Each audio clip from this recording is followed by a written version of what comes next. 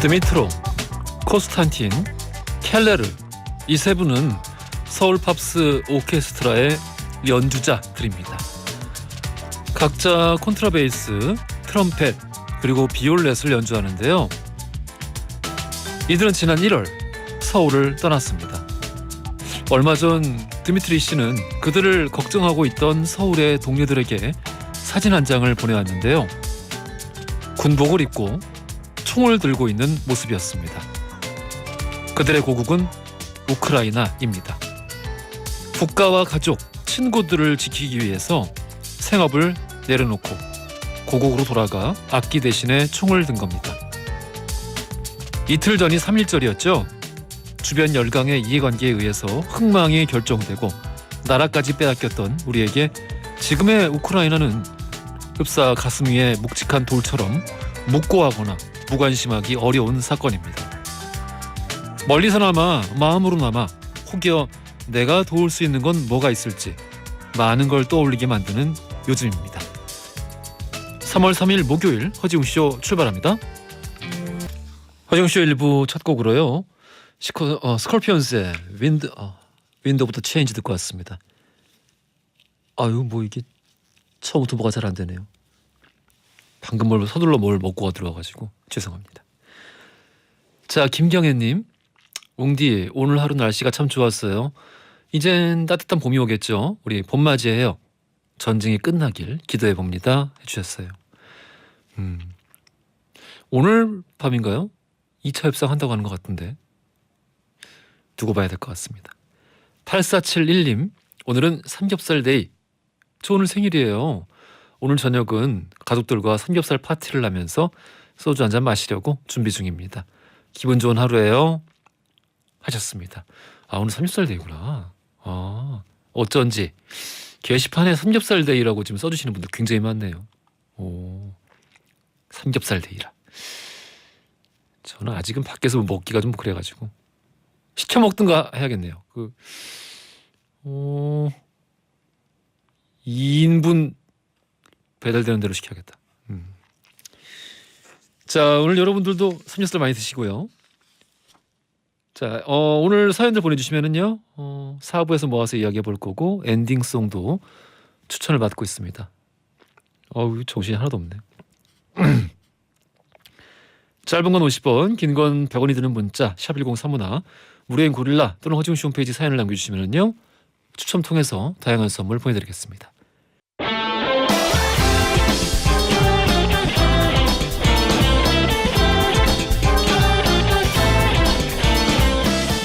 트렌디한 뉴스를 따라가 봅니다. 손이의 에, 허지웅의 지, 에지, 중지 뉴스. 컨텐츠 크리에이터 손예 씨 나오셨습니다. 안녕하십니까? 안녕하세요. 날이 봄날입니다. 따뜻해요. 아, 정말 따뜻해요. 근데 또 슬슬 저녁 되려고 하니까 제가 딱 오는 길에는 이제 확실히 일교차가 커졌구나. 아, 맞아요. 저녁엔 아침에는 좀 춥다. 춥더라고요. 그래서 낮을 생각하고 얇게 입고 나오는 건 좀 위험하다. 그러면 안 됩니다. 이걸 저도 생각해봤는데 예. 이때 입학식 시즌이잖아요. 아. 그래서 대학교 입학할 때 멋부리겠다고 엄청 얇은 거 입었었거든요. 근데 예. 3월은 아직 섣부르잖아요. 그렇군요. 다들 감기 조심하세요. 진짜 딱 예전 같으면 감기 걸리기 딱 좋은 딱 좋아요. 날씨기도 하고. 마스크 아니면 감기 걸리기 딱 좋으니까 다들 조심하세요. 그렇습니다. 요즘은 코로나 때문에 이제 다들 마스크를 쓰다 보니까 감기가 진짜 줄었대요. 모든 종류의 호흡기 질환이 다 줄었어요. 맞아. 그냥 준 게 아니라 그냥 거의 사라지다시피 우리가 해서 그동안 얼마나 손도 안 씻고 남에게 침도 얼마나 튀고 이렇게 살았는가. 이거는 뭐 긍정적인 부분이 맞아요. 아닌가라는 생각이 들기도 앞으로 좀 하고. 유지되면 좋을 것 같습니다. 그러니까요. 자, 첫 번째 헤드라인부터 들어가 볼게요.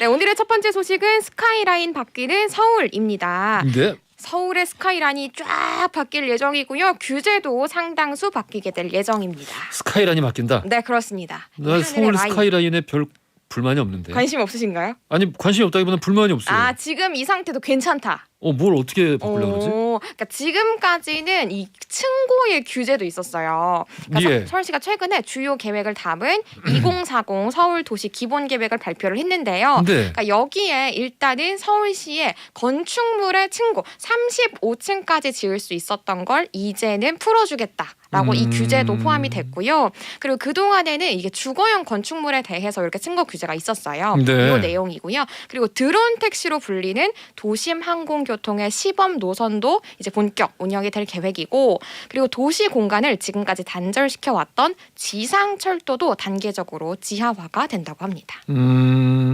자, 건물 높이에 지금까지 제한이 있었죠. 맞아요. 2014년에 마련됐던 2030 서울 도시 기본 계획의 내용이었는데요. 무분별하게 이렇게 어떤 건 낮고 어떤 건 높고 이게 경관을 방해한다라는 의미로 주거용 건축물에 한해서 높이를 35층 이하로 규제를 뒀었어요. 네. 그러니까 서울 전역에 다 적용이 됐었는데, 근데 이게 또 막상 규제를 하고 보니까 아니 이거 다 35층까지 지으려고 하지 누가 그 이하로 그렇지. 짓겠는가. 그러니까 다 너무 이 똑같은 스카이라인이 만들어진 거예요. 요것도 별로 안 좋은 것 같다. 너무 획일적이다라고 하면서 다시 요걸 풀어준 거고요. 예. 이 개별 정비계획 심의 단계에서 지역 여건에 맞게 이제는 허용이 될 예정이고, 대신에 용적률은 변화가 없어요. 그러니까 용적률이라는 게 바닥 면적을 다 합친 걸 말하는 거거든요. 예. 그래서 이게 층고가 올라간다고 해서 무조건적으로 좋은 게 아니고 층고가 올라가는 만큼 건물 간의 간격은 조금씩 띄어지는 효과가 그러겠네요. 네, 그렇게 생길 예정입니다. 이게 시 방침이군요. 그렇습니다. 또 다른 게 뭐 바뀌는 게 있나요? 있습니다. 이 경직적으로 운용됐던 용도 지역도 복합적인 공간 구성이 가능하도록 바뀌는데요. 그러니까 구체적으로는 도보로 30분 내에 접근이 가능한 지역의 일자리, 그리고 여가 문화, 수변 녹지 이런 것들이 다 가능하도록 자립적인 생활권을 만든다는 거예요. 예. 그러니까 한 동네에서 이 모든 것들을 누릴 수 있게 한다는 거죠. 그러니까 신종 코로나 바이러스, 코로나19로 인해서 우리가 재택근무가 활성화가 됐잖아요. 네. 그렇다 보니까 한 동네마다 좋은 환경을 만들겠다. 이런 계획이라고 합니다. 그 우리 도심 항공교통 요거 관련해서는 몇 번 또 얘기 나왔던 것 같은데. 맞아요. 우리 얘기했었어요. 맞아요. 그 얘기고요. 이제 예. 노선도 정해졌다고 해요. 예. 우리 도심 항공교통을 UAM이라고 하거든요. UAM. 네, 그렇습니다. 이 UAM 기반을 마련하기 위해서 김포공항에서 용산국제 업무지구 이렇게 UAM 시범 노선이 정해졌어요. 그리고 기체 상용화는 예전에 알려드렸던 것처럼 2025년으로 예정이 돼 있고요. 예. 그래서 구체적으로 좀 정해진 게 용산, 삼성, 잠실 쪽에 UAM 터미널을 설치할 계획이라고 해요. 그리고 만약에 민간에서 이런 인프라를 확보하겠다라고 나선다면 용적률도 조금 풀어주겠다라고 방안도 추진한다고 합니다. 그리고 무엇보다도 혹시 기억하시는지 모르겠지만 신도림역 이런 데는 지상철도거든요. 예. 그러니까 이런 지상철도가 지금까지는 도시 공간을 단절해왔다라고 해서 이런 지상철도도 단계적으로 지하화할 예정이라고 합니다. 그렇군. 단계적으로. 그렇습니다. 알겠습니다. 7558님 2번 스카이라인. 아닙니다. 아니에요? 고준영님 2번 UAM. 아니에요. 서예선님 2번 김포공항. 박혜진님 3번 용적률. 다 아니야? 아니에요. 땡땡땡땡땡땡. 전영희님 1번 지상공간. 아닙니다. 다들 근데 답변이 진짜 다양하시네요. 다양하죠. 그리고 제가 가끔 방송할 때 이게 모니터링 할 때가 있는데 내 말을 듣고 계시는 게 맞나? 선정답에만 맞추는 거에만 다들 몰두하고 계신 거 아닌가? 아니야, 말을 들으니까 이제 선정답도 보내는 거지. 그래서 다들 엄청 열심히 하시더라고요. 다양하게 보내시는 게 아니라 제가 다양하게 읽는 겁니다. 뭐 엄청 쏟아지니까 요즘 되면은 이 와중에 맞추는 분들이 계시다는 거. 선정답자 나왔어 이미. 진짜요? 네. 와, 하지만 아직 읽어드리지 않겠습니다. 저 오늘 심혈을 기울여서 준비했는데. 와, 넘어가겠습니다. 다음 애들아 들어갈게요. 네, 두 번째 소식은 코로나 확진자와 격리자는 이렇게 투표하세요입니다. 저도 어제 관련 보도 봤어요. 이제 진짜 얼마 안 남았잖아요. 네. 그래서 20대 다음 주. 진짜 다음 주. 언제 오나 했는데 벌써 다음 주예요. 20대 대통령 선거 앞두고 있잖아요. 그래서 코로나 확진자 및 격리자는 어떻게 투표를 할 수 있는지 제가 정리를 해드리도록 하겠습니다. 네. 정말 많이 늘었어요. 확진자가 22만 명에 육박을 하는데요. 이 코로나19 유행이 정점을 향해 가는 가운데 확진자 그리고 격리자도 당연히 투표권을 행사할 수 있으셔야 되잖아요. 예. 현재 코로나 확진자와 해외 입국자 그리고 감염 취약시설 내 밀접 접촉 접촉자만 7일간 자가격리 대상인데요.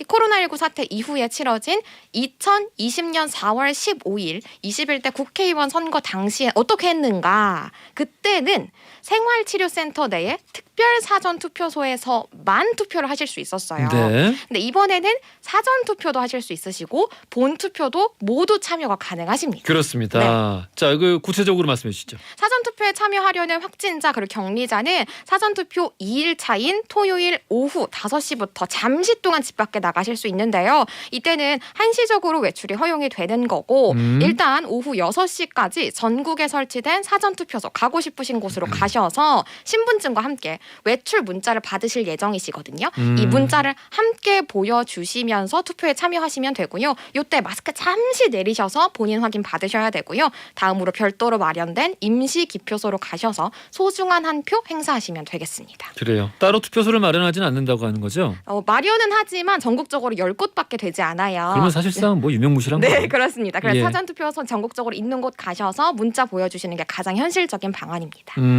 그리고 당일에도 참여를 하실 수가 있긴 하신데요. 네. 시간이 중요해요.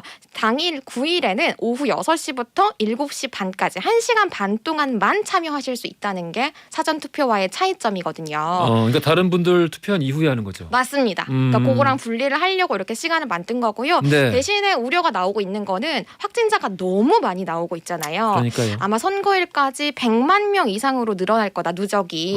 그렇게 보고 있기 때문에 그렇다면 이 많은 수가 1시간 반 내에 아무리 흩어진다고 하더라도 다 가능할 것인가에 대해서는 우려가 좀 나오고 있습니다. 게다가 그분들이 지금 자유롭게 이동한다는 거잖아요. 그러니까요. 그러니까 그게 정말 문제인 거고 예. 대신에 한정되는 부분은 있기는 해요. 대중교통 이용하실 수 없으시고요.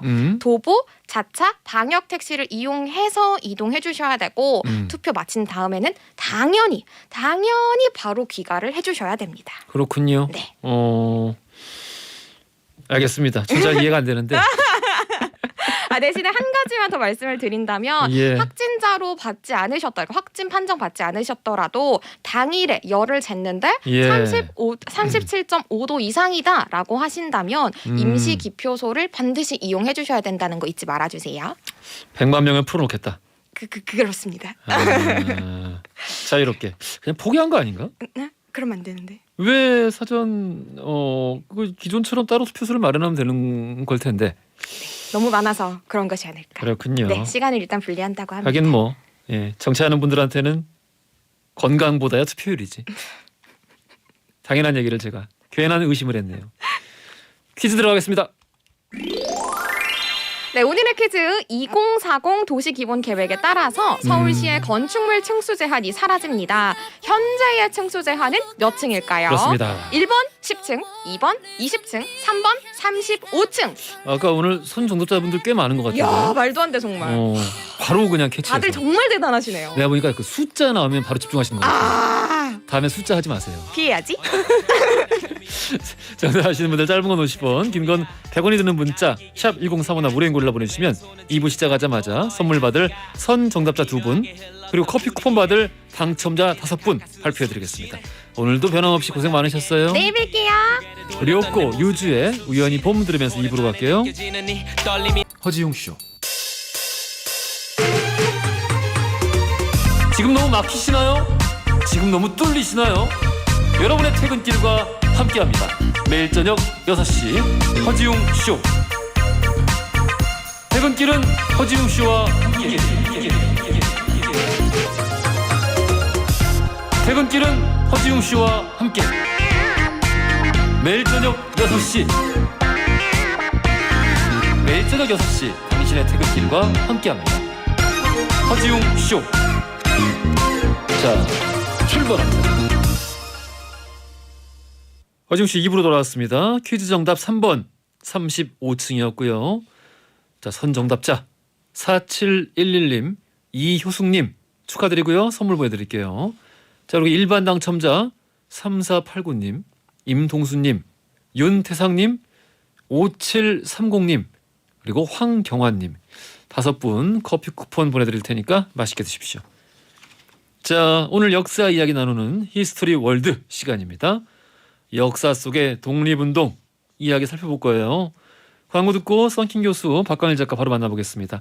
허지웅 씨 2부는요. 보라산업개발, 하림, 개나리 벽지, 늘 당신 곁에 이디야 커피, 유한양행 지르텍, 중고차는 리본카, 이권, 서울우유협동조합, 반달섬 시티와 함께합니다.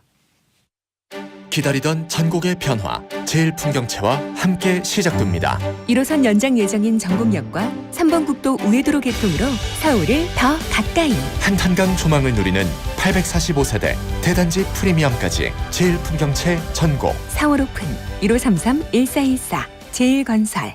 함께해요 자연실로 건강한 날 맛있는 날 하림 자연 닮아 자연실로 건강하게 하림 착한 닭고기 자연실로 닭고기 하면 하림 긴급 출동 개나리 벽지. 우리 집에 바이러스가 침투했다. 바이러스 딱 걸렸어. 우리 집 벽지는 바이러스도 잡거든. 그것도 99.999%. 개나리 벽지라면 우리 집도 바이러스 안전지대. 이야, 집집마다 개나리 벽지 하겠네요. 깍지는 개나리 벽지 이디야 오늘은 우리 집 홈카페 오픈하는 날 이디야 스틱커피로 커피 전문점에 아메리카노, 라떼, 토피넛까지 커피의 진한 풍미를 한 잔에 담아 우리 집 홈카페 완성! 스틱커피도 역시 어디야? 이디야! 훌쩍훌쩍 알러지엔 간질 알러지엔 애취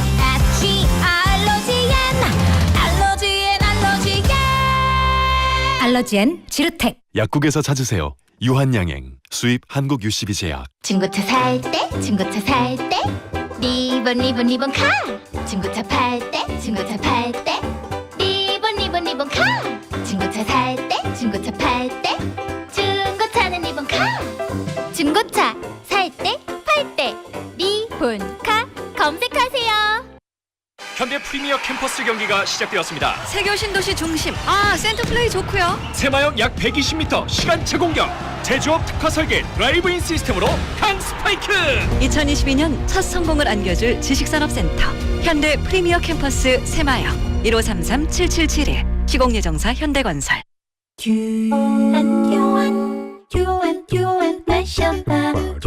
교환 마셔봐 장편에 속편에 교환 속에는 듀오라 세계 특허 듀얼 코팅 유산균으로 서울우유 장 편한 요거트 듀오란 안산 시와 MTB 반달섬 중심 상권에 더 하운드 반달섬이 옵니다. 반달섬 메인광장 바로 앞 두 개 블럭, 상업, 위락, 운동, 숙박시설을 갖춘 트윈타워로 반달섬 가치의 중심이 됩니다. 더 하운드 반달섬 031-801-2000 시공 일진건설산업.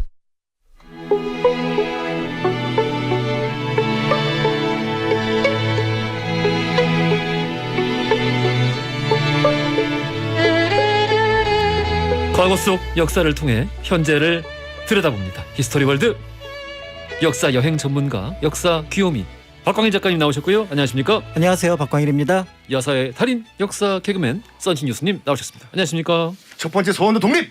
두 번째 소원은 독립. 오독립 한입 두입 썬킴입니다. 마지막에 이게 우리가 희화시키면 안 되지. 아니 이게 죄송합니다. 네. 엄근진.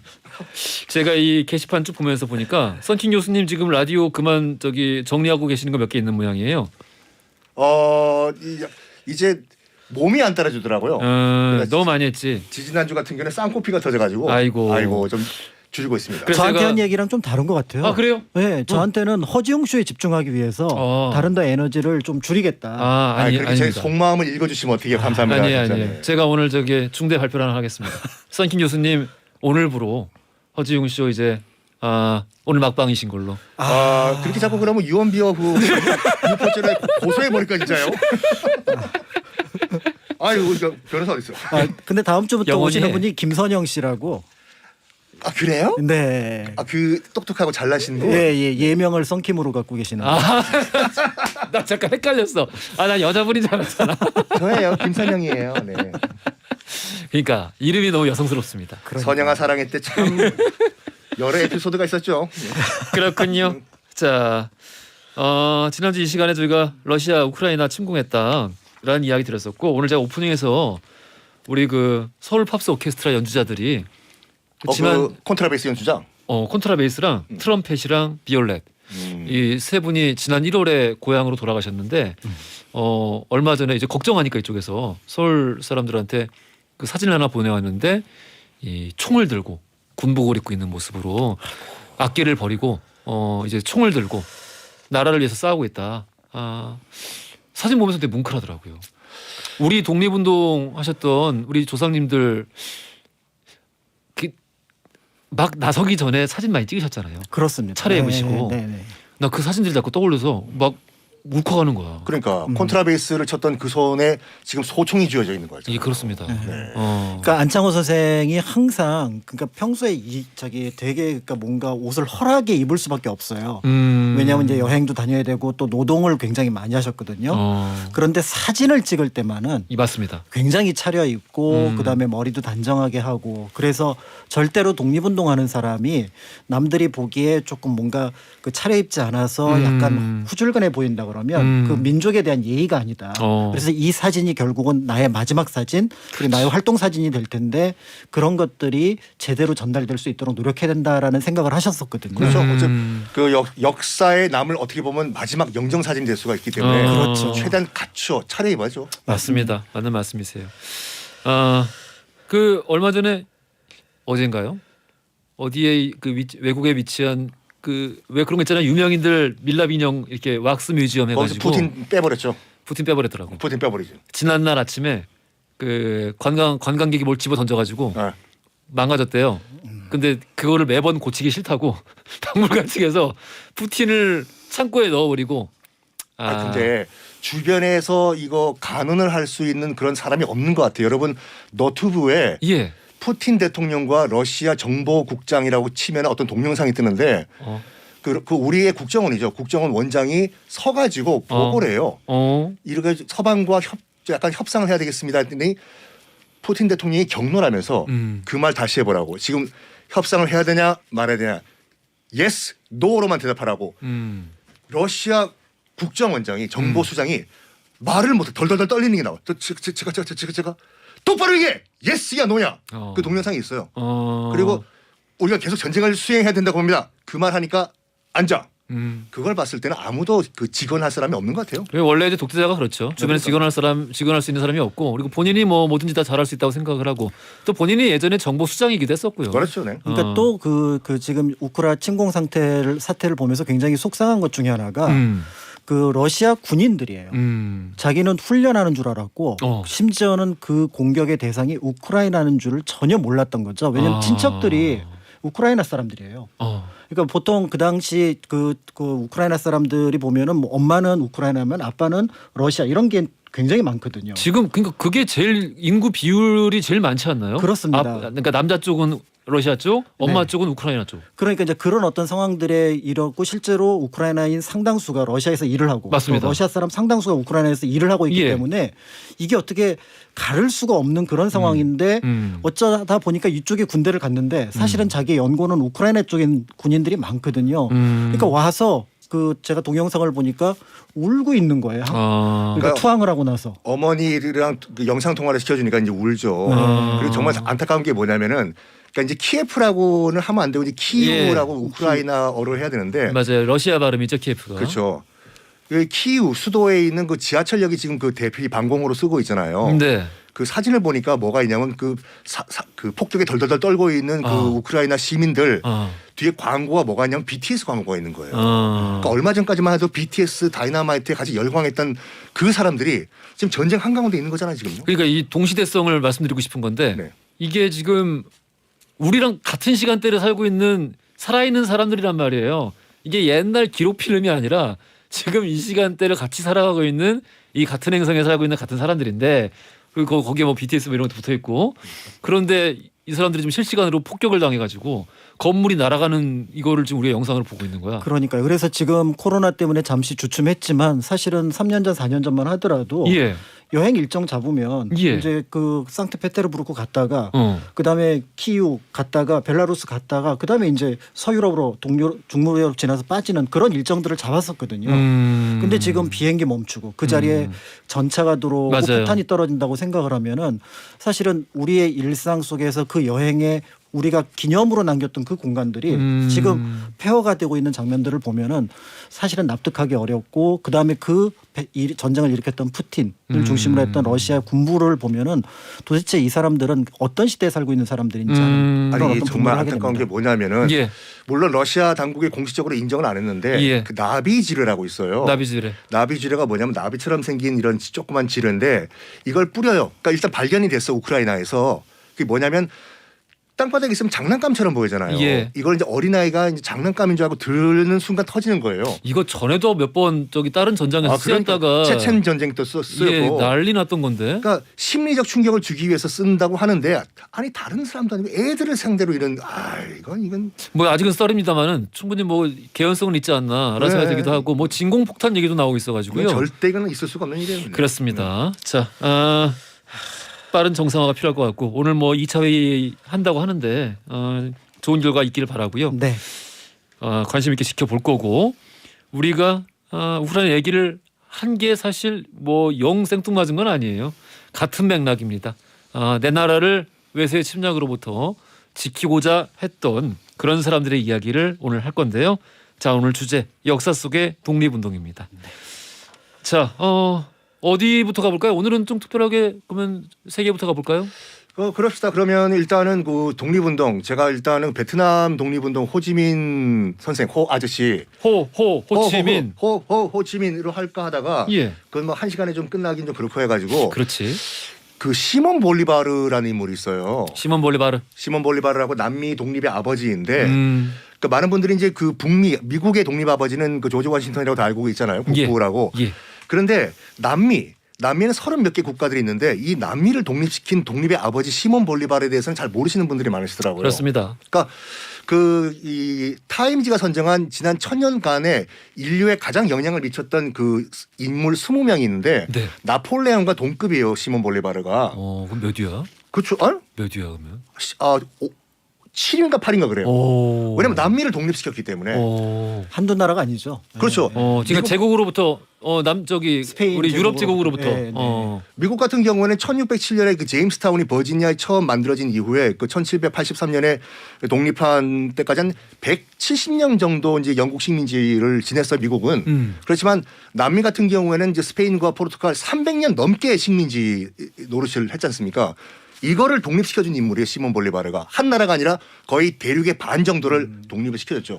이거는 어떤 정치적인 역량 없이는 불가능한 건데. 그렇죠. 그래서 사실은 이제 뭐 대볼리비아 뭐 이런 어떤 대콜롬비아를 염두에 두고 했고 그 나라 사람도 아닌데 이제 볼리비아에서는 볼리바르 이름을 따서 나라 이름을 정할 정도였으니까. 그렇죠. 굉장한 그렇죠. 그 여러분들 지금 베네수엘라를 가보시면 베네수엘라의 그 화폐가 이제 볼리바르예요. 맞습니다. 그리고 또 그 베네수엘라의 그 제1국제공항 이름도 그 시몬 볼리바르 국제공항이고. 그건 몰랐다. 시몬 볼리바르 국제공항이고. 그러니까 그만큼 영향이 있는 인물인데 이 사람이 누구냐면은 일단은 그 남미 역사를 이해하시기 위해서는 두 종류의 사람을 이해하셔야 돼요. 예. 하나는 크리오요, 또 하나는 페닌수엘라인데 페닌수엘라 또는 페닌수엘라르는 누구냐면 스페인 이베리아 반도, 스페인과 포르투갈 본토에서 태어나가지고 건너온 사람들이에요. 근데 크리오요는 혈통은 스페인과 포르투갈인들인데 예. 남미 현지에서 태어난 사람들이에요. 차별당하지 않습니까? 2등 시민이었어요. 예. 2등 시민. 똑같은 스페인어를 쓰고 스페인 혈통임에도 불구하고 단지 남미에서 태어났다는 이유로 2등 시민을 취급을 받았어요. 맞아요. 그러니까 시몬 볼리바르 같은 경우에도 지금의 베네수엘라 수도인 카라카스에서 태어났는데 1783년에 일단 크리오요잖아요. 아버지는 스페인 사람이었기 때문에 일단 그 금수저였지만 아버지와 어머니가 일찍 돌아가셔요.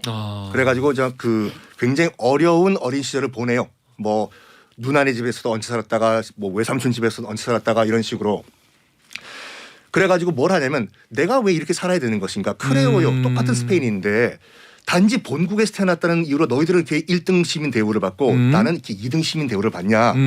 그래가지고 한 번은 그 이제 유럽 여행을 가요. 유럽을 여행하는데 마침 그때 이거 기억하셔야 돼요.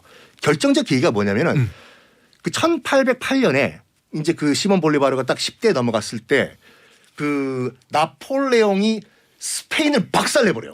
예. 그 말은 뭐냐면 남미에 있는 스페인 식민지들이 본국이 없어진 거예요. 그렇죠. 붕 뜬 거지. 붕 뜬 거야. 뭐야? 나폴레옹 옛날에 양주였죠. 나폴레옹이 쓸데없는 얘기입니다. 죄송합니다. 예. 나폴레옹이 지금 스페인 본국을 박살냈어? 이 기회에 우리가 한번 그럼 독립을 해보자. 근데 막상 나를 따르라라고 하는 사람이 없었어요. 약간 그렇지. 매너리즘에 빠져버린 거예요. 이것도 오랫동안 지휘받았기 때문에 300년 동안. 예. 이 시몬 볼리바르가 이제 프랑스로 건너가서 유럽 여행을 하다 보니까 뭘 접했냐면 그 프랑스 혁명, 자유주의 사상에 물들어 버린 거예요. 그래, 우리라고 이렇게 억압받고 식민지로 살 필요가 없다. 우리도 독립을 하자. 이런 다음에 어디로 건너가냐면 중미와 멕시코로 한번 건너가면 본 거예요. 그래서 이제 그 에르네스토 게바라, 우리가 체 게바라로 알고 있는 예. 그 인물이 남미를 쭉 오토바이 타고 다니면서 이 남미 착지 상황을 본 것 같이 예. 자기가 태어난 그 베네수엘라뿐만 아니라 남미와 중미에 있는 모든 이 라틴 아메리카 식민지의 크리오요 2등 식민들의 그 삶을 본 거예요. 도저히 안 되겠다. 내가 들고 일어서자 해가지고 지금 베네수엘라도 식민지였고 콜롬비아도 식민지였고 에콰도르도 다 그 스페인 식민지였어요. 자기가 태어났던 고향인 그 베네수엘라에서 일단 봉기를 일으켜요. 봉기를 일으켜요. 가자! 우리 크리오여들이야. 우리가 이런 대접을 받을 수가 없다. 들고 일어나자! 했는데 1차 이 혁명 시도가 무산돼 버려요. 왜냐하면 아직까지 그 왕당파가 큰 영향력을 행사하고 있었거든요. 그래서 일단은 네덜란드령에 있는 서인도 제도로 이제 망명을 해요. 거기서 다시 이제 뭘 하냐면 우리가 1대1 전투로는 안 되겠다. 아무리 스페인 본국이 망해도 아직까지 남미에 있는 스페인 본국 군대들이잖아요. 우리가 게릴라전을 하자. 딱 체게바라와 똑같아요. 그래가지고 게릴라를 구성해가지고 건너와서 어디를 들어가냐면 지금의 콜롬비아로 들어가요. 혹시 이 방송 듣고 계시는 분들 운전하시는 분들 빼고 남미 지도 보시면 남미 맨 위쪽에 세 나라가 있어요. 맨 오른쪽에 베네수엘라가 있고 중간에 콜롬비아가 있고 맨 왼쪽에 에콰도르가 있거든요. 예. 일단 중간에 있는 콜롬비아부터 해방을 시키자.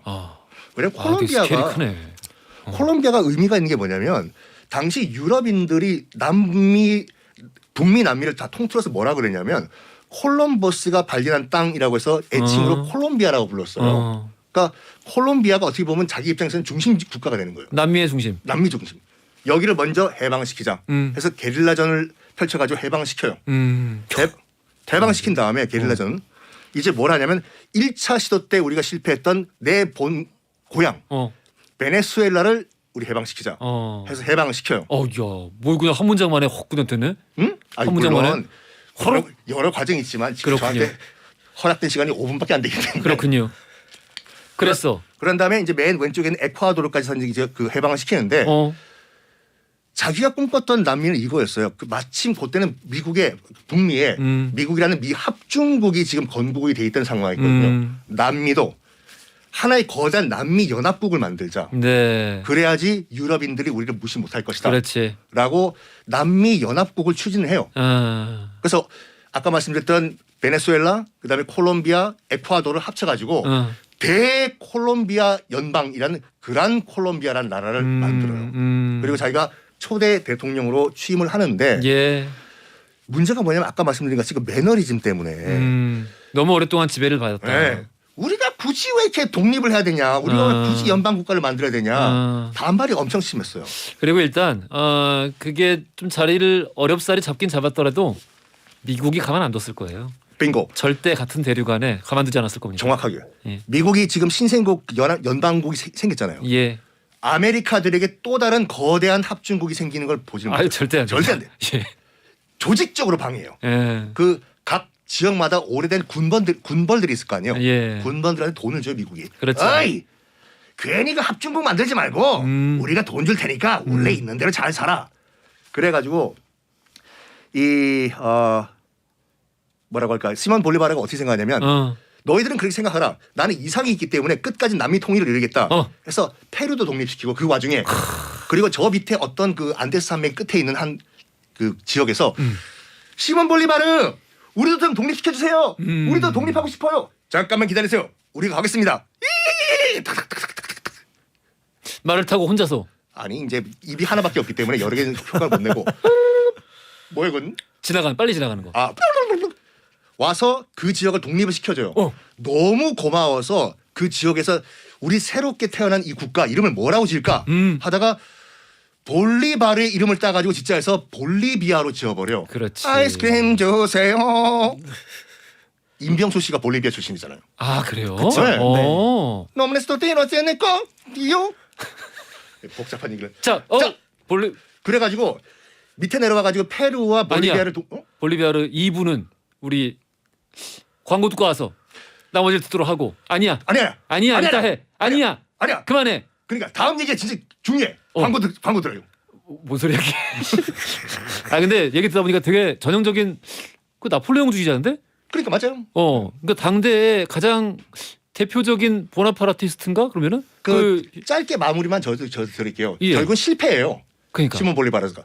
그러니까 자기는 이상만 크게 가졌으면은 성공할 줄 알았어요. 그러니까 결국에는 왕당파와 보수파에서 쫓겨나가지고 그 어떤 그 별장이 유폐가 되는데 예. 유폐가 되자마자 이제 1년 후에 폐결핵으로 죽어요. 죽기 전에 유언이 뭐였냐면 이거였어요. 세상에는 3명의 바보가 있다. 첫 번째 예수 그리스도, 두 번째 돈키호테, 그리고 나 시몬 볼리바르. 이상만 너무 컸지만 현실적으로 이룬 게 하나도 없다. 그래서 죽어요. 죽은 다음에 그 프랑스인. 자 이거는 허지웅 씨의 알겠습니다. 공식 입장이 아닌 것을 확실히 밝히고 넘어가도록 실제 하겠습니다. 자기 한 유언이라니까요. 알았어. 예. 아무튼 그의 유언이다 이거지. 네, 그의 유언이에요. 네. 네, 그렇습니다. 그래요. 그 나폴레옹이 혁명을 수출하자라는 표어로 유명했었는데 그 가장 대표적인 사례가 아닌가라는 생각이 들기도 하고 그거 조금 얘기 남은 거 이따 또 해주세요. 나 너무 재밌는데. 네네네. 자, 재밌네요. 우리 돌발 퀴즈 드리겠습니다.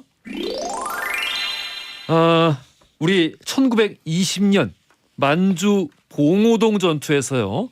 대한 독립군을 이끌며 일본군을 상대로 승전을 기록했던 이 장군님의 이름은 과연 누구일까요? 보기 드리겠습니다. 1번 김좌진 장군, 2번 김유신 장군, 3번 홍범도 장군. 힌트. 이분 이름 가지고 개그를 하긴 너무 저는 안 할래요. 그렇죠. 그냥 보통 이제 뭐 만주의 호랑이, 독립군의 호랑이 범 이렇게 생각을 하시면 됩니다. 이 중에 가장 호랑이스러운 분 찾으시면 되겠습니다. 짧은 건 50원, 긴 건 100원이 드는 문자 샵10 선문화 무료인고라 보내주시면 추첨 통해 선물 보내드리겠습니다. 윤건의 갈색머리 들으면서 3부로 갈게요. 허지용 쇼.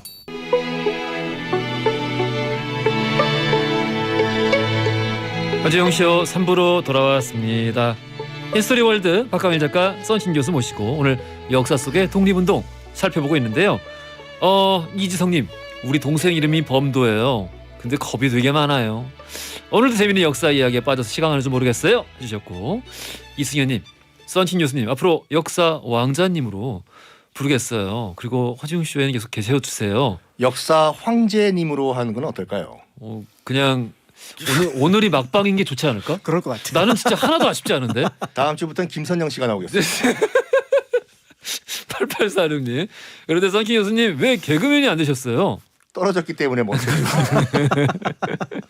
우리 2부에서 볼리비아르의 우리 그 남미 대혁명에 대해서 쭉 들어봤었는데 그란드 콜롬비아를 결성을 했습니다마는 사실 이거를 꾸준히 지켜내는 데는 좀 역부족이었다라는 이야기까지 들었거든요. 일단 그란 콜롬비아를 그 1819년에 일단 독립을 시키고 초대 대통령으로 올라갔어요. 예. 근데 크게 두 가지 이유 때문에 실패한 게 있는데 첫 번째가 뭐냐면은 그 자기 이상만 너무 높았어요. 이상이 너무 높았어. 그러니까 남미 독립에 그런 열정만 있으면 모든 사람들이 다 따라올 것이라 생각했는데 그게 아니잖아요, 솔직히요. 그게 혁명이 그게 늘 힘들지. 그러니까요. 그 두 번째가 뭐냐면 아까 허 MC께서 말씀하신 것처럼 신생국가 이제 미합중국의 꾸준한 방해 공작이 있었던 거예요.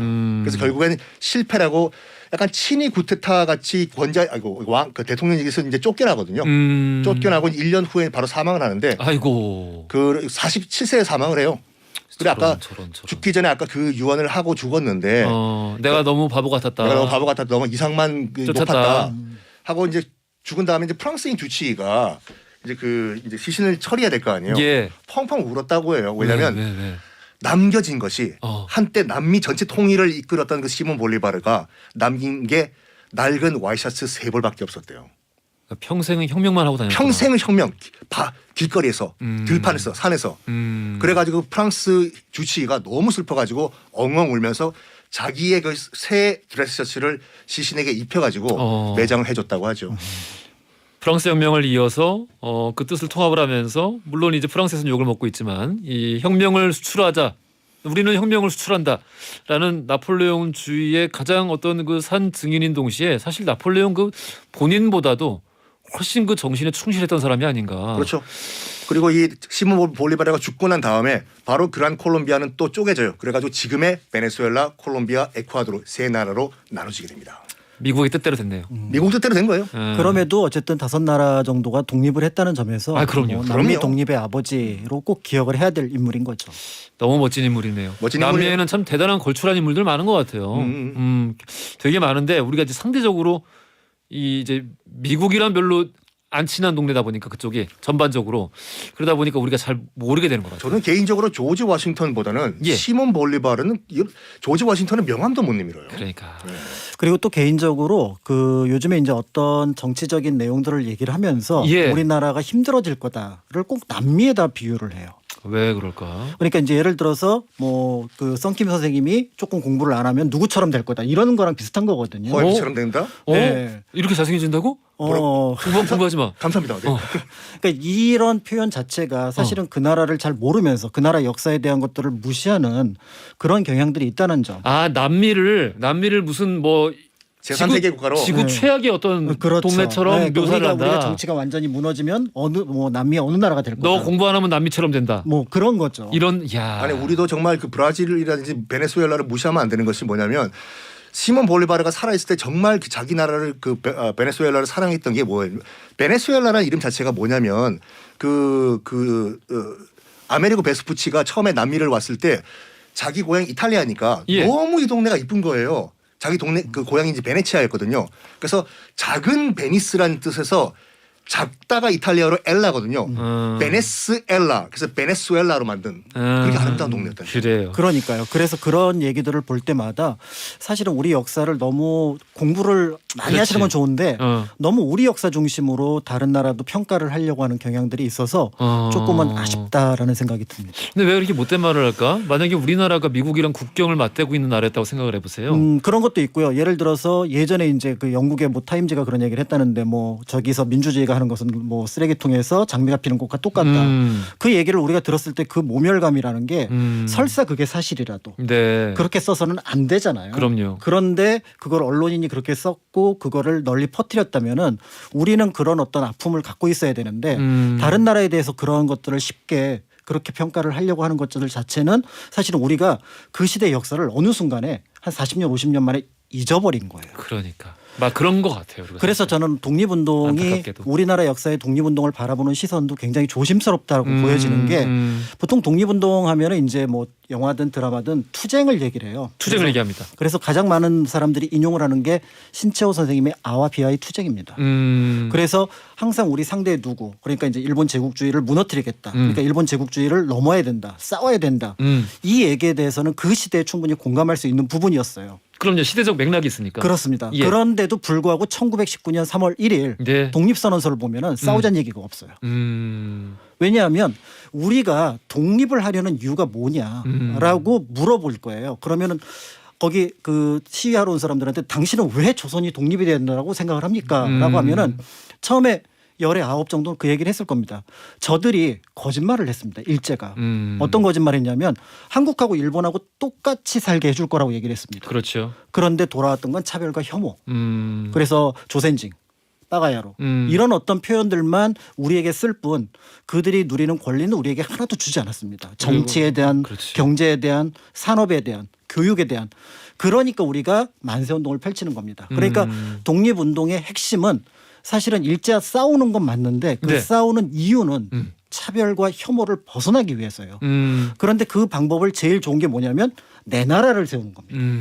그러니까 독립을 했던 그 과정들, 그러니까 투쟁의 과정들에 너무 집중을 하다 보니까 왜 독립을 하려고 했는지에 대한 생각들을 놓쳐서 우리가 우리 독립운동에 대한 생각들을 너무 투쟁 중심으로 그리고 그렇지. 그러니까 일본이랑 이를테면은 뭐 우리 동네 일본 순사를 죽이고 싶어서 독립을 하고 싶다.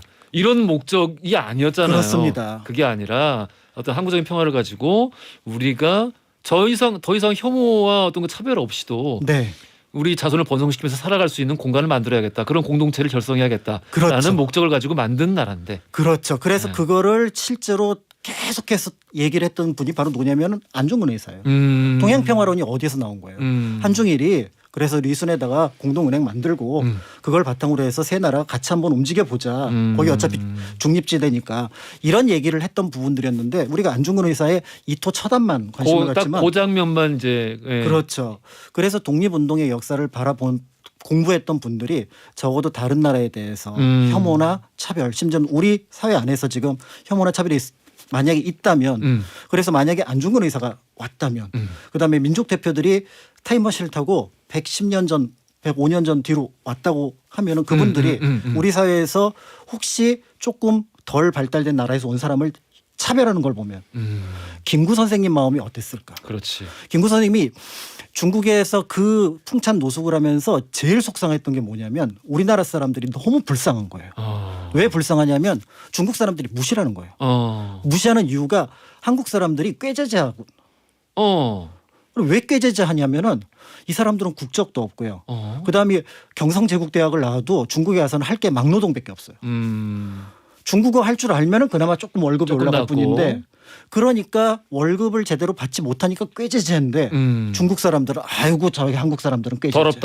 더럽다. 조선인들 더럽다. 네, 그래서 그게 사실은 한이 맺혀가지고 내 나라 군대 돈 이거보다 더 중요한 게 문화였다. 그 얘기를 하게 되는 배경들도 사실은 그게 거기에 담겨 있었거든요. 그런 면에서 우리가 독립운동의 그 어떤 이유 과정들을 좀 보시면 사실은 이제 그 싸웠던 모습들하고는 조금 다른 모습으로 살펴보는 그래서 그거를 그때는 그랬는데 2020년의 한국은 사실은 다르잖아요. 많이 다르거든요. 일단은 오늘도 보니까 뭐 GDP가 35,000불을 넘었다라고 얘기를 하고 제가 보기에는 푸틴의 러시아나 한국이나 저기 국내 총생산은 거의 비슷하거나 우리가 조금 더 높거든요. 네, 예. 이런 어떤 역사를 가지고 있다라고 본다 그러면 그때 우리가 생각하는 독립은 이제 독립은 했으니 차별을 넘어서는 그런 것들을 좀 고민을 해봐야 되지 않을까. 근데 이게 쉽지가 않은 일이에요. 그러니까 뭐 더 잘하실 거예요. 역사 공부 가르치시는 분들 입장에서 더 잘 아실 겁니다. 사실 그 민족 감정이라는 게 쉽게 뭐 이렇게 야 그거 엉터리야 그렇게 생각하지 마라고 해서 무마될 수 있는 것도 아니고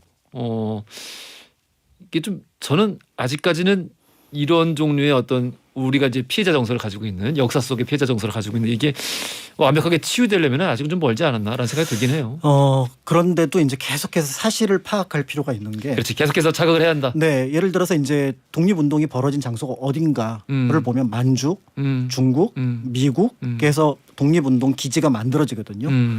그거 전부 남의 나라 땅이에요. 맞아요. 근데 그 남의 나라 땅에서 사실 우리가 굉장히 노력을 한 것도 있지만 그 나라의 전폭적인 지원도 있었다라고 한다 그러면 만약에 중국 정부의 지원이 없었다면은 우리 임시정부가 그 27년, 28년 동안 버틸 수 있었을까? 아예 못했죠. 장제스가 엄청 도와줬지. 그러니까요. 예. 그렇게 하고 또 만약에 그 레닌의 정부가 자금을 지원하지 않았으면 그렇죠. 1920년대 예. 어떤 독립운동의 활성화가 됐을까?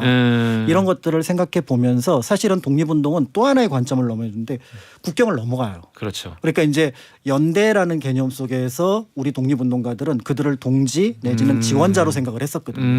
그러니까 우리의 독립이 우리의 노력만으로 이루어진 것이 아니라 우리의 노력이 90이라고 하더라도 99라고 하더라도 나머지 10과 1은 다른 나라의 지원들이 있었다라는 것.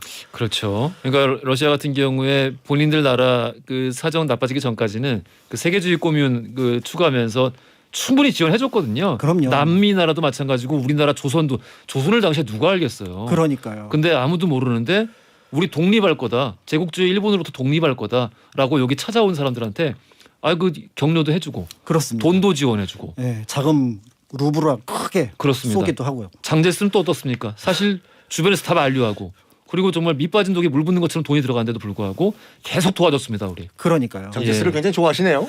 근데 어쨌든 그러니까- 도와줬으니까. 그러니까 중국 역사 속의 장제스와 사실은 이제 우리 그 독립운동가들을 대했던 그리고 또 임시정부를 바라봤던 장제스는 좀 다른 것 같아. 다른 느낌이 있습니다. 그리고 심지어 책을 읽어가지고 좀 다른 사람 같아. 어떤 그 대만으로 쫓겨난 이후에 독재자 장제스와 그리고 중국에서 우리 독립군을 도와줬던 우리 장제스. 독립군 도와준 건 괜찮은데 객관적으로 봤을 때는 이제 그 뭐 대륙에서든지 국공 내전 등등등 그러니까 종합적으로 판단하셔야죠. 도와주셨잖아. 그쵸. 네. 그러니까요. 도와주셨잖아. 감사합니다. 네. 모택동은 안 도와줬잖아. 도울 힘이 없기도 했어요. 모택동은 도만 다니느라. 알겠습니다. 네, 그래서 이제 그런 어떤 것들을 염두에 두고 이제 우리 독립운동을 살펴봐야 되는데 사실은 많이 알려진 것 같지만 많이 알려지지 않은 독립운동이 있습니다. 바로 봉오동 청산리 전투예요. 이 봉오동 청산리 전투가 잘 알려진 것 같지만 잘 알려지지 않았다는 이유 중에 하나는 네. 사실은 이제 그 몇 년 전에 이제 영화가 개봉을 하면서 봉오동 전투 같은 경우는 굉장히 많이 알려졌어요. 영화 나왔죠. 예, 그런데 그것을 바라봤던 분들 중에서 역사 전공자분들이 굉장히 안타까워했던 장면이 있습니다. 그 약간 사진하고 좀 다르다. 그러니까 어떤 그 당시 기록하고 다르다라는 것이 있는데요. 바로 군복입니다. 거기는 군복을 안 입었어요. 예. 그러니까 거기서 아마 사냥하시는 분들 중심으로 이제 그 만들어진 부대처럼 보여지지만 실제로 지금 남아 있는 독립군 그래서 아마는 그건 봉오동보다는 청산리라고 하지만 사실은 이 두 전투는 연결이 되어 있고 그 부대도 연결이 되어 있거든요. 그런데 그 부대가 찍은 사진을 보면은 군복을 쫙 입고 있어요. 이 얘기는 뭐냐면 이미 만주 지역에서 상당수의 한인들이 지원을 해서 독립군 부대가 만들어져 있었다라는 걸 볼 수가 있고요. 진짜 그러니까 정말 그 지금식으로 말하면은 시민들의 자의적인 어떤 그 연대에 의해서. 그렇습니다. 이야. 그리고 심지어는 그 당시 무장 능력을 여러 가지 면에서 평가를 할 때 당시 이제 청산리 전투가 굉장히 큰 전투였는데 그러니까 그 청산리 전투에 총 동원된 일본군이 우리나라에 주둔하고 있었던 19사단을 중심으로 해서 관동군 그다음에 시베리아 주둔군까지 해서 모두 2만 명이 일단은 차출이 됩니다. 그럼 동부가 일본 본토제하고 동부가에 주둔하고 있는 거의 모든 일본인 아닙니까? 그렇죠. 그러니까 사실은 그러니까 이 부대가 오니까 그 당시 한 3천에서 1만 정도로 추정되는 우리 독립군이 정면 대결하면은 위험하다고 판단을 했던 거예요. 예. 그러니까 회피한다라고 해서 훨씬 더 북쪽으로 올라가는 과정에 우연히 만난 전투가 청산리 전투. 그런데 이제 그때 그런데도 이제 되게 대규모 전투. 네, 그런데 일본군이 거기에 청산리 쪽에 몰려왔던 일본군이 한 5천 명 정도였고 5천 명. 그다음에 우리 쪽에서 퇴각하는 부대는 3천에서 5천 또는 최대 10,000명으로 보고 있었던 독립군이니까 사실은 숫자에서도 비슷하고요. 예. 무엇보다도 북로군정서 그러니까 여러 부대가 이제 그때 연합되어 있었는데 김자진 장군이 이끌었던 북로군정소에서 확보했던 당시 탄약의 숫자가 20만 발입니다. 그러니까 모두가 당연히 자동 소총으로 무장을 하고 있었고요. 그러니까 당시 이제 체코 군들이 시베리아까지 와서 돌아가기 위해서 갑자기 해산이 되니까 그러니까 그거를 이제 거기 무기시장에 내놓게 되면서 연해주 일대 무기시장이 형성이 되는데 그걸 우리 독립군 부대들이 계속해서 사들입니다. 특히 그 지역에 있었던 대종교가 굉장히 큰 자금을 갖고 있었는데 이 대종교가 그 독립군이 필요로 하는 무기들을 매입을 해요. 대종교가. 네. 그래서 우리가 알고 있는 북로 군정서군이 사실은 원래 중광단이라고 하는 대종교의 군단이에요. 대종교 군단? 예. 그래서 김자진 장군도 대종교 신자였고요. 신채호 선생도 대종교 신자였고 박은식 선생도 대종교 신자였습니다. 근데 당시에는 종교가 군사를 가져도 돼요? 그때 이제 그 대종교라는 종교 자체가 나철 선생이 독립운동을 위해서 아예 그 중심을 만주로 옮기거든요. 북한도. 독립운동을 위해서. 네. 그래서 이제 거기에서 이제 부대가 만들어졌고 또 이동희 선생이 아까 말씀드렸던 러시아에서 확보한 자금을 가지고 그러네요. 예, 그걸 가지고 또 연해주에서 총을 사가지고 무장을 했기 때문에 군복도 가지고 있었고 무장도 가지고 있었는데 그 봉오동에서는 그러니까 좀 이렇게 영웅적인 모습을 보여주려고 노력을 했지만 사실은 그것보다는 있는 그대로 그래서 우리도 어떤 의미에서 보면은 정규군을 가지고 있었다. 그래서 독립군에 대한 시선 중에서 조금 그 흥미로운 것들이 뭐가 있냐면은 1907년에 우리가 알고 있는 군대 해산, 대한제국군 해산이 일어납니다. 맞아요. 그래서 우리의 모든 무력이 이제 무너지게 되거든요. 근데 이 해산될 때 대한제국군의 숫자는 정확하진 않지만 한 8,000명 정도로 보여져요. 8,000명? 예. 근데 그 8,000명이 뭐 당시 많다면 많고 그다음에 일본하고 비교하면은 굉장히 적은 숫자긴 하지만 그래도 8,000명 정도가 뭔가 해본다고 한다 그러면은 할 만한 그런 숫자거든요. 근데 이걸 이제 해산을 시켜버리는데 그런데 이때 1920년에 우리가 돈을 모아서 저기 군복 입혀주고 그다음에 아마 계속 먹을 것도 줬겠죠. 그리고 더 나가서 무기까지 채워준 그 독립군이 10,000명입니다. 10,000명. 그렇다면은 나라가 있을 때 8,000명밖에 안 됐던 군대가 나라를 빼앗겼을 때 10,000명 정도였다고 한다 그러면 이 봉오동과 청산리 전투를 바라보는 시선 자체가 조금 달라질 수 있지 않을까 이런 생각들을 해보게 되는 거죠. 그렇군요. 그 임시정부 말씀을 하셨는데 예. 그러니까 저는 이제 약간 그 지금 조금 시간이 남아 있으면은 미국 독립은 돈 때문에 이루어졌다라고 말씀을 드리려고 했는데 약간 예. 방향을 바꿔가지고 애니깽은 꼭 기억하셔야 될 것 같아요. 애니깽이요. 영화 애니깽. 영화도 이제 애니깽이 임성민 씨인가 예. 나왔던 영화인데 이제 애니깽은 그 지금 그 유카탄 반도 멕시코에 있는 선인장 종류예요. 예. 키가 보통 한 2m 정도 되는 그 선인장인데 이걸 잘라가지고 그 마닐라 그 노끈 만들거든요. 1905년도 이제 우리나라 그 을사늑약이 체결된 해에 정말 먹고 살 방법이 없었던 그 조선의 정말 그 농민들 이런 정말 힘없는 백성들 1,033명이 배를 타고 그 멕시코를 향합니다. 예. 멕시코로.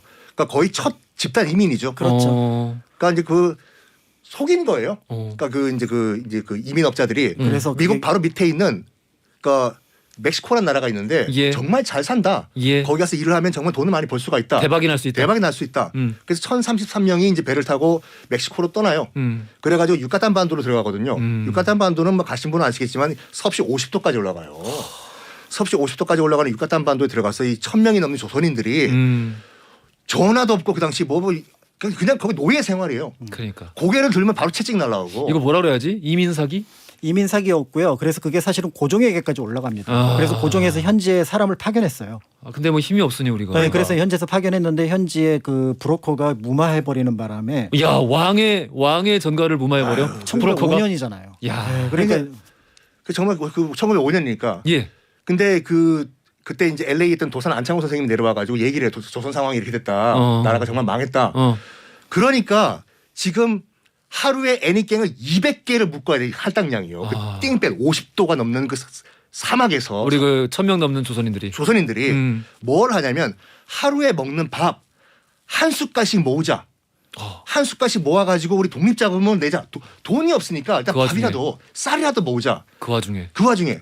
그래가지고 지금 50도가 넘는 그 멕시코 유카탄 반도에서 고생을 했던 그때 조선인들이 돈을 모아가지고 이걸 상해 임시정부에 있는 김구 주석에게 보낸 거예요. 아이고. 그러니까 이게 그때는 몰랐는데 나중에 기록에 나타난 거예요. 그렇죠. 고생했던 그 조선인들이 십시일반 쌀 한 숟갈씩 모아가지고 독립자금을 냈다. 아니 근데 이민 사기 당해서 안 그래도 지금 그 노동 착취를 당하고 있는 이런 분들이 그 와중에 독립 자금을 그러니까요. 그래서 각출을 했다. 당시 이제 멕시코를 묵서가라고 그랬거든요. 예. 그래서 이제 묵서가로 갔던 사람들이 처음에 그렇게 고생을 했었는데 이제 계약 기간이 원래 20년이었어요.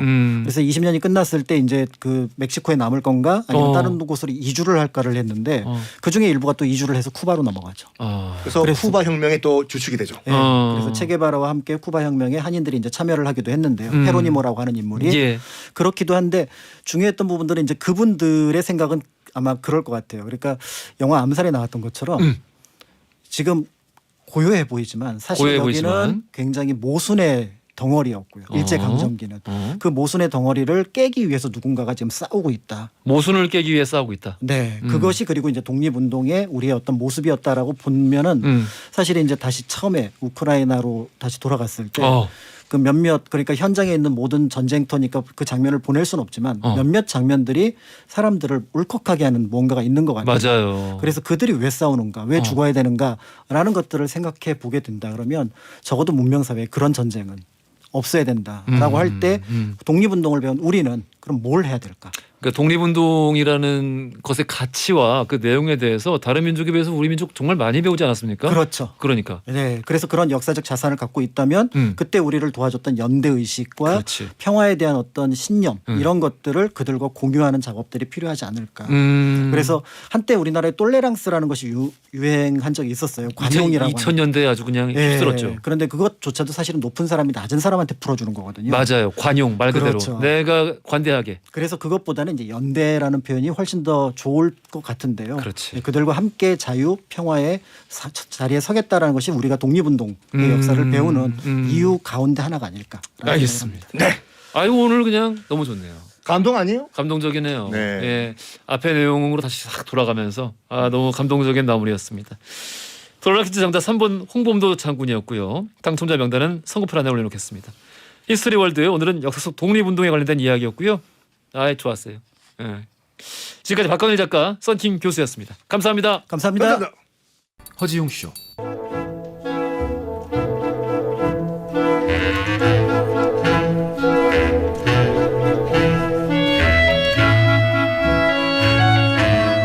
여러분의 하루를 읽어보는 시간, 나의 친애하는 하루.